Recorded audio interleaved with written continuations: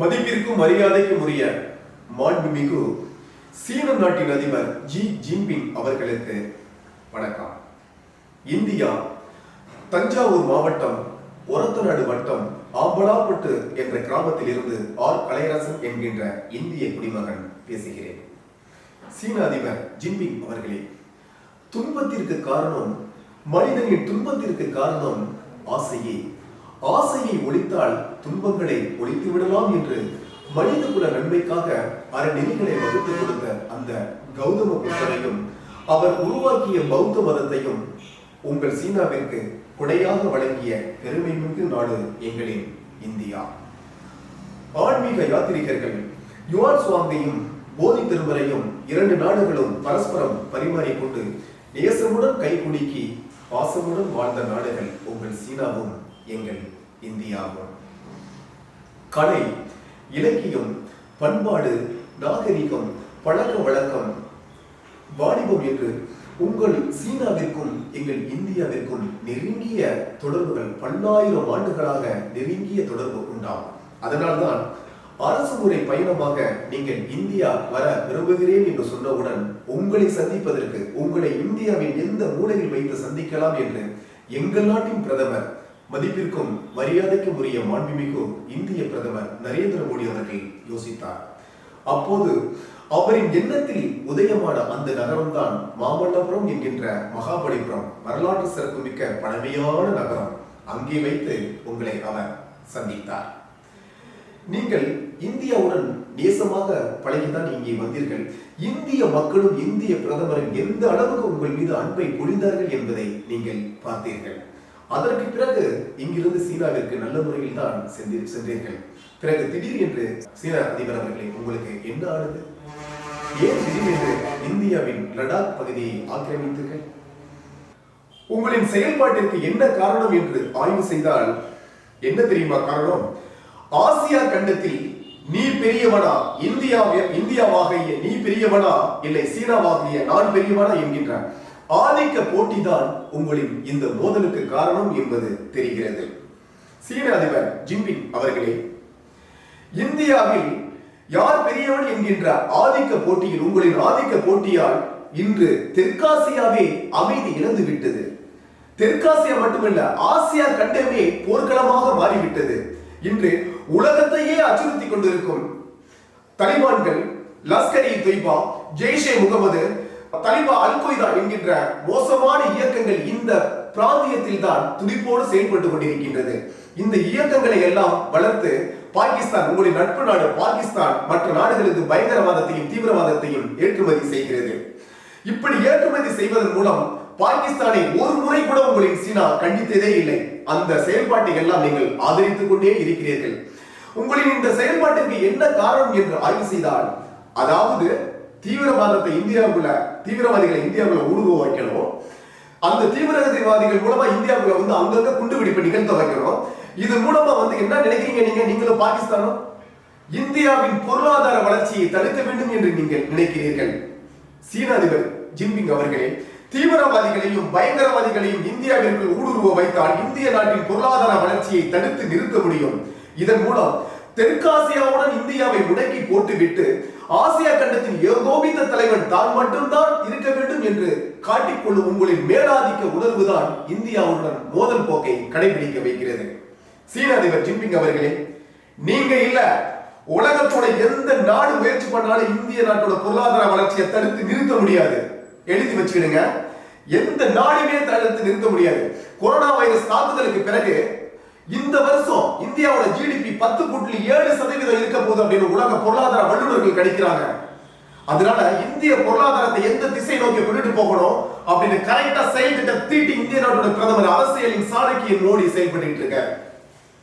சீன அதிபர் ஜின்பிங் அவர்களே, தீவிரவாதத்தை வளர்த்து விடுவதன் மூலம் இன்று உலகம் மிகப்பெரிய ஆபத்தை சந்தித்துக் கொண்டிருக்கிறது. அது என்ன தெரியுமா? உலகின் 21ஆம் நூற்றாண்டின் அணு ஆயுத போர் நடக்கும் களமாக ஆசியா கண்டம் இருக்க போகிறதா? அதற்கு அவர்கள் சொல்லும் காரணம் என்ன தெரியுமா? அணு ஆயுதம் வைத்திருக்கும் 4 வல்லரசுகளும் இந்த பிராந்தியத்தில் தான் இருக்கிறது. இந்தியா, உங்களின் சீனா, பாகிஸ்தான், ரஷ்யா என்று 4 வல்லரசுகளும் அணு ஆயுதத்தை கையில் வைத்துக் கொண்டிருக்கின்றன. அது மட்டுமல்ல, இந்த 4 வல்லரசுகளுக்குள் தான் தினம் தினம் எல்லையில் மோதல்கள் நடந்து கொண்டிருக்கிறது. எல்லையில் மோதல்கள் நடப்பதன் மூலம் இந்த நாடுகள் எல்லாம் நாட்டின் தலைவர்கள் கொதிநிலையான மனநிலையில் இருந்து கொண்டிருக்கிறார்கள். இந்த சூழ்நிலையில் அணு ஆயுத போர் மூண்டால் என்ன ஆகும் என்பதை நீங்கள் கொஞ்சம் யோசித்து பாருங்கள். இதை ஏன் நான் இவ்வளவு அழுத்தமாக சொல்கிறேன் என்றால், இந்தியா மக்களால் தேர்ந்தெடுக்கப்பட்ட ஒரு ஜனநாயக அரசு இங்கே இருக்கிறது. இந்த அரசின் கட்டுப்பாட்டில் தான் இந்த நாட்டின் ராணுவம் செயல்பட்டுக் கொண்டிருக்கிறது. அரசு கிழிக்கும் கோட்டை ராணுவம் மீறவே மீறாது, கோட்டை தாண்டவே தாண்டாது, அவ்வளவு கட்டுக்கோப்பாக இந்திய ராணுவமும் இந்திய ஜனநாயக அரசும் செயல்படுகிறது. ஆனால் இதே உத்தரவாதத்தை உங்கள் சீனாவிற்கும் பாகிஸ்தானுக்கும் நீங்கள் கொடுக்க முடியுமா? நன்றாக யோசித்து பாருங்கள். பாகிஸ்தான் அரசை அந்த நாட்டு ராணுவம் ஆட்டி படைக்கிறது. பெயரளவுக்கு ஜனநாயக அரசு என்று செயல்பட்டுக் கொண்டிருக்கிறது. அவர்கள் கையில் அணு ஆயுதம் இருக்கிறது. ஒருவேளை அவர்களால் வளர்த்து விடப்பட்ட, அதே நேரத்தில் அவர்களின் கட்டுப்பாட்டில் இயங்காத மிக மோசமான தீவிரவாத இயக்கங்களும் பாகிஸ்தானில் செயல்பட்டுக் கொண்டிருக்கிறது. இந்த சூழ்நிலையில் பாகிஸ்தான் அரசின் வசம் இருக்கும் அணு ஆயுதங்கள் ஒருவேளை தீவிரவாதிகளால், அவர்கள் கட்டுப்பாட்டில் இயங்காத தீவிரவாத இயக்கங்களால் திருடப்பட்டால் அந்த ஆயுதம் பிடிக்காத நாடுகளின் மீது தவறாக பயன்படுத்துவதற்கான வாய்ப்புகளும் இருக்கிறது. அப்படி ஒரு சூழல் இருந்தால் அதை தட்டி கேட்கும் தைரியமும் பக்கும் அந்த நாட்டிற்கு அறவே இல்லை. இந்த சூழ்நிலையில் ஒருவேளை அணு ஆயுத போர் மூண்டு விட்டால் நிலைமை என்ன ஆகும் என்பதை நீங்கள் யோசித்து பாருங்கள்.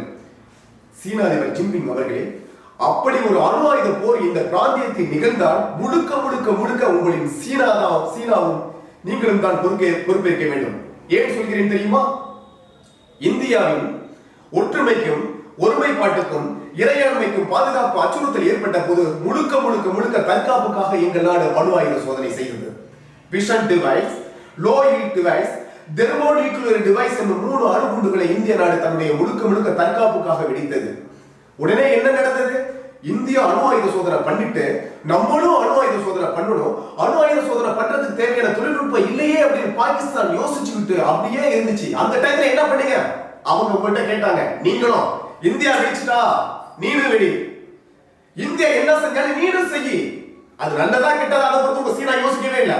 இந்தியா பண்ணியாச்சுன்னா போட்டிக்கு நீ பண்ணிரு, அவங்களால முடியல நான் உங்களுக்கு உதவி பண்றேன் அப்படின்னு உங்க சீன நாடு அணு ஆயுதம் செய்யறதுக்கு தேவையான தொழில்நுட்பத்தை பாகிஸ்தானுக்கு கொடுத்து, அணு விஞ்ஞானிகளுக்கு பயிற்சியை கொடுத்து அங்க அணு ஆயுத சோதனை வந்து செய்ய வச்சீங்க.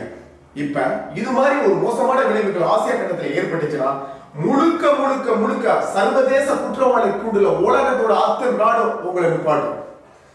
எங்கள் நாட்டின் பிரதமர், மதிப்பிற்கும் மரியாதைக்கும் உரிய மாண்புமிகு இந்திய பிரதமர் நரேந்திர மோடி அவர்கள் இருக்கிற வரையும் இந்தியாவோட ஒரு நிலத்தை கூட எந்த நாடும் ஆக்கிரமிப்பு பண்ண முடியாது. அரசியலின் சாணக்கியம் நரேந்திர மோடி. உலக அரசியல்வாதிகளின், உலக நாடுகளின் பொருளாதார நகர்வுகளை தன் விரல் நுனியில் வைத்துக் கொண்டு இந்தியாவை நகர்த்திக் கொண்டு செல்பவர் நரேந்திர மோடி. அவர்களின் கரங்களில் இந்த இந்திய தேசம் பாதுகாப்பாக இருந்து கொண்டிருக்கிறது.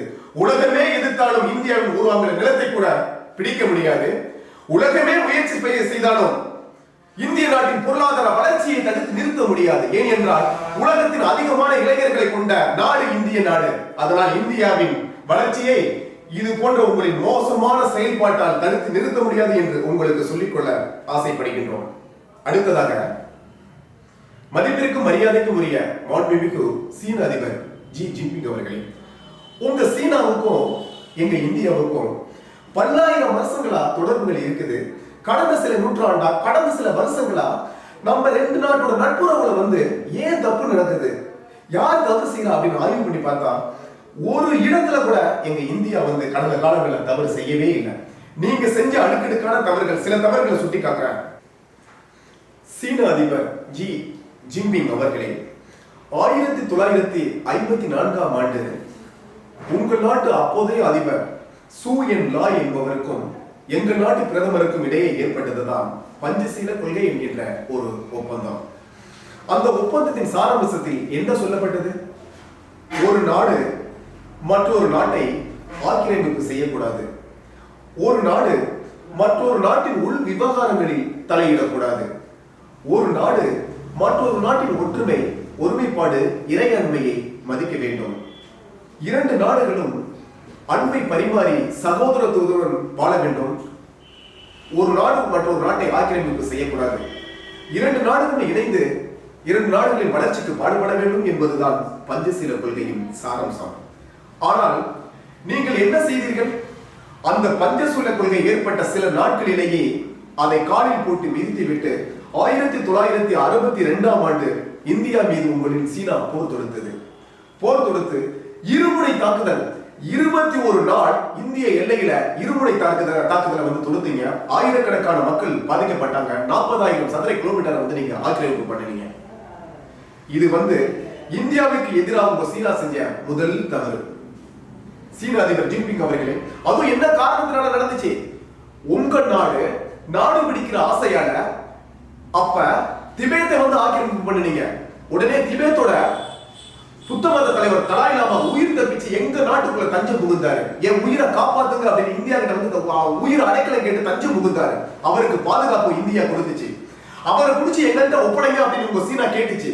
ஆனா ஒருத்தங்க உயிரை காப்பாத்துங்கன்னு வந்து தஞ்சம் அடைஞ்சிட்டாங்கன்னா எந்த சூழல்லையும் அவங்க உயிருக்கு பாதுகாப்பு கொடுக்கணும் அப்படிங்கிற தார்மீக பொறுப்பை வந்து இந்தியா ஏத்துக்கிட்டதுனால ஒப்படைக்க முடியாதுன்னு சொல்லிச்சு. உடனே இருமுனை தாக்குதல் தொடுத்தீங்க. இது பஞ்சசீல கொள்கையை காற்றுல போட்டு மிதிச்சிட்டு இந்தியாவுக்கு கொடுத்த நம்பிக்கையை மீறி இந்தியாவுக்கு செஞ்ச ஃபர்ஸ்ட் நம்பிக்கை துரோகம், முதல் தவறு உங்க சீனாவின் முதல் தவறு அது. அதுக்கு பிறகு என்ன நடந்துச்சு? சீன அதிபர் ஜின்பிங் அவர்களே, இந்தியாவில் வந்து இன்னைக்கு வந்து ஐக்கிய நாடு சபைகள்ல வந்து வீட்டோ அதிகாரம் பெற்ற நாடுகளா வந்து சீனா, ரஷ்யா, அமெரிக்கா, பிரான்ஸ், இங்கிலாந்து இருக்குது.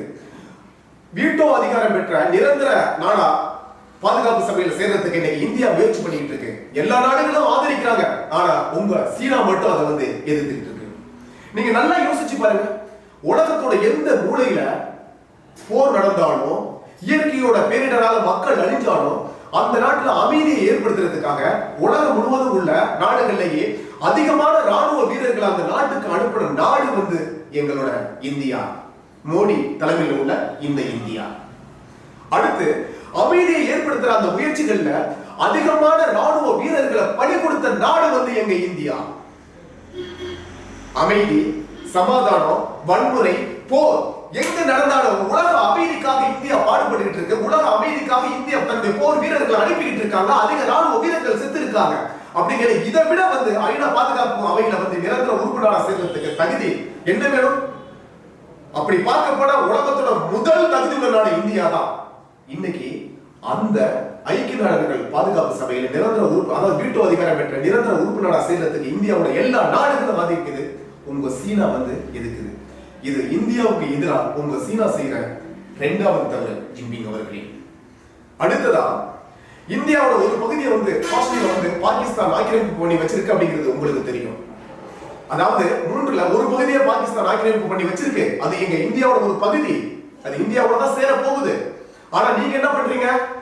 அதாவது ஐரோப்பிய நாடுகளையும் ஆப்பிரிக்க நாடுகளையும் சீனாவிலிருந்து பொருளாதார ரீதியை இணைக்கிறதுக்காக பொருளாதார வழித்தடம் அமைக்கிறோம் அப்படிங்கிற ஒரு சில்க் ரோட வந்து நீங்க போட்டுக்கிட்டு இருக்கீங்க. அப்ப இந்தியா சொல்லுது, தன்னுடைய ஆட்சேபத்தை தெரிவிக்குது, எங்களுடைய ஒரு பகுதியை அவங்க ஆக்கிரமிப்பு பண்ணி வச்சிருக்காங்க. அதனால தயவு செஞ்சு அந்த பகுதியில சர்ச்சைக்குரிய காஷ்மீர் பகுதியில அந்த ரோட்டை நீங்க போடாதீங்கன்னு இந்தியா சொல்லுது. மோடி சொல்றாரு, இந்திய அரசாங்கம் சொல்லுது. கேட்டீங்களா நீங்க? இல்ல. இந்தியாவோட எதிர்ப்பையும் மீறி அந்த சில்க் ரோடுங்கிற ஐரோப்பிய பொருளாதார வழித்தடத்தை போட்டிருக்கீங்க. இது உங்க சீனா இந்தியாவுக்கு எதிராக செய்யற மூன்றாவது தவறு ஜின்பிங் அவர்களே. அடுத்ததா இலங்கை வந்து எங்க இந்தியாவில இருந்து 30 கிலோமீட்டர் தூரத்துல இருக்குது. இலங்கை பூகோள ரீதியா இலங்கைக்கும் இந்தியாவுக்கும் இந்தியாவோட பாதுகாப்புக்கு நெருங்கிய தொடர்புகள் இருக்குது. நீங்க என்ன பண்றீங்க? இலங்கையில உள்ள ஹம்மன் தோட்டம் அப்படிங்கிற ஒரு துறைமுகத்தை 99 ஆண்டுகளுக்கு வந்து இலங்கையில போய் குத்தகைக்கு எடுத்து வச்சுட்டு அங்க வந்து ஸ்ட்ராங்கா உட்கார முயற்சி பண்ணிட்டு இருக்கீங்க. அதாவது இந்தியாவோட ஒற்றுமை, ஒருமைப்பாடு, இறையாண்மை, தேச பாதுகாப்புக்கு பூகோள ரீதியை நெருங்கிய தொடர்புள்ள உள்ளது இலங்கை நாடு.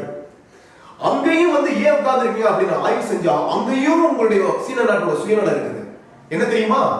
இலங்கையில இருந்து 900 கிலோமீட்டருக்கு தெற்கு புறத்தில் உள்ள மலாக்காய் நீரிணைப்பு அப்படிங்கிற ஒரு கப்பல் போக்குவரத்து, அதிமுக்கியமான கப்பல் போக்குவரத்து வழித்தடம் இருக்குது.